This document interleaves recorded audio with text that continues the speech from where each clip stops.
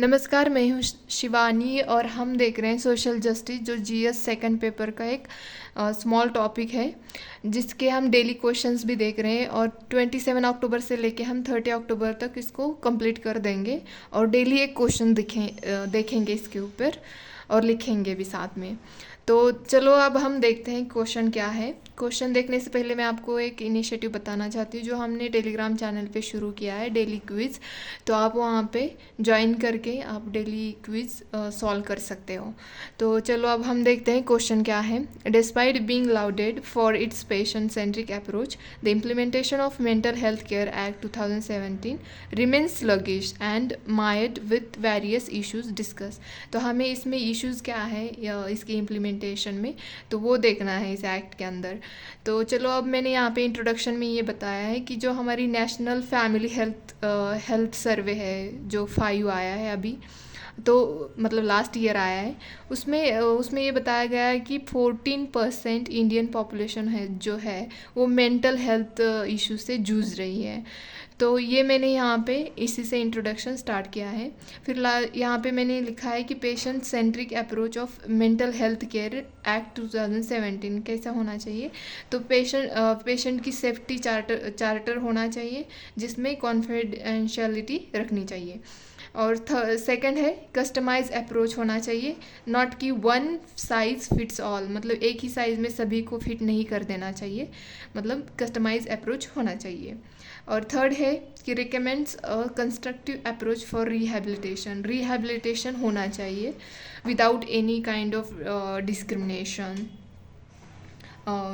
तो मैंने यहाँ पे लिखा है कि हाउएवर इम्प्लीमेंटेशन रिमेन स्लगिश, जो इम्प्लीमेंटेशन कर रहे हैं मेंटल हेल्थ का, तो उसमें अभी बहुत सारी कमियां हैं। तो उसमें इश्यूज़ क्या है वो हमें देखने हैं। तो चलो अब हम देखते हैं इश्यूज़ मैंने लिखे हैं यहाँ पे। First, lack of emphasis on behavioural change in society to stigmatize mental health concern. जो स्टिग्मा होता है उसको कम नहीं करते हैं, मतलब किया जा रहा है। तो लोग देखो अगर बोलते हैं ना हम कि हमें मेंटल इश्यूज़ है, मेंटल प्रॉब्लम्स है, तो लगता है कि उन्हें हम पागल ही है।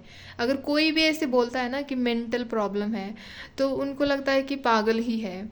तो इसको भी हमें कम कर देना चाहिए और ये भी इश्यूज़ है। और बिहेवियरल चेंज जो होता है, अगर किसी को प्रॉब्लम है तो उसके साथ हमें अच्छे से बिहेव रखना चाहिए, ये भी इसमें भी चेंज लाने की ज़रूरत है। सेकंड है कि unique challenges in youth due to social media require specific approach. मतलब आज के टाइम पे हर किसी का सोशल मीडिया पे अकाउंट है, मतलब छोटे बच्चों से लेके जिनकी एज 18 ईयर्स ओल्ड भी नहीं होते हैं वो भी सोशल मीडिया मतलब सोशल हैंडल चलाते हैं। तो देखो ये लैंडसेट का एक रिपोर्ट है, उन्होंने बोला कि 50% इंडियन यूथ जो है वो एंजाइटी और फियर से जूझ रहे हैं। तो ये भी एक चैलेंज है। फिर इंफ्रास्ट्रक्चर गैप है, जो कि हमारे पास साइकियाट्रिस्ट होने चाहिए, साइकोलॉजिस्ट होने चाहिए, उनकी कमतरता है। और फिर हमें है नीड क्या है कि हमें जो हमारे आयुष जैसे हमारे इनिशिएटिव्स हैं, इनके थ्रू जो मतलब मेडिसिन वो प्रोवाइड की जाती हैं, तो ये भी हमें मतलब कर देना चाहिए, जो कि अश्वमेधा जो है फॉर एंजाइटी के लिए है।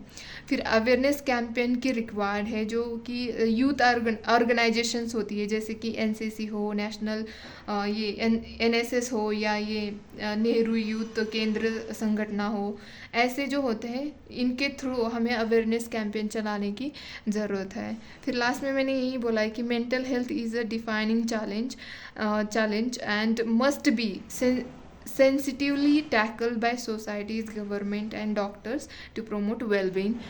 तो हमें ज़रूरत है मतलब सोसाइटी को भी, गवर्नमेंट को भी और डॉक्टर्स को भी एक साथ आकर इस प्रॉब्लम को हमें टैकल कर देना चाहिए।